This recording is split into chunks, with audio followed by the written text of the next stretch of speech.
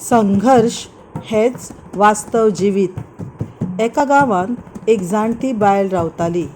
तिका भुरगीं नाशिल्लीं। ती आनी तिचो घोव एकटीच आशिल्ली। घोवाक कसलें तरी दुयेंस जाल्लें। ती एक दीस आनी रात सारताली।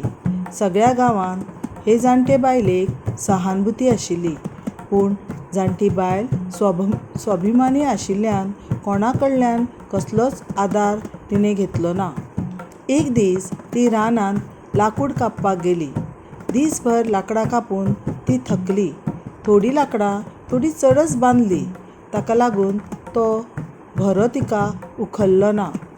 ताचो तिका त्रास जालो आनी ती मोठ्यान बडबडपाक लागली, देवा, आतां ह्या पिरायेचेर जर म्हाका हो भरो उखलपाक जायना जाल्यार निदान म्हाका तरी उखलून व्हर रे बाबा। तिणें तशें म्हणपाक आनी मृत्यूदेव थंय पावपाक एक गांठ पडली। तें आयकून रोखडेंच थंय येवन देवान म्हणलें, तुजो आवाज आयकलो आनी तुका व्हरपाक तयार आसा। मुखार मरण पळोवन जाणटी बायल भियेली आनी म्हणपाक लागली, आतां मरपाक जायना। जर हांव मेलें जाल्यार म्हज्या दुयेंत घोवाची सेवा कोण करतलो? हांव इतलें जाणटें न्हय की हें करूंक शकना। हांव फकत फकाणां करतालें, पूण म्हाका कितें खबर आसा देवा, तूं रोखडोच म्हाका उखलपाक येतलो। म्हाका सोड बाबा, तुजे वाटेन वच।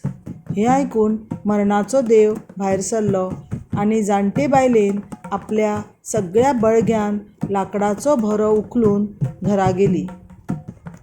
देख, जिणेंतल्यान पळून वचप हो प्रस्नाचेर उपाय न्हय।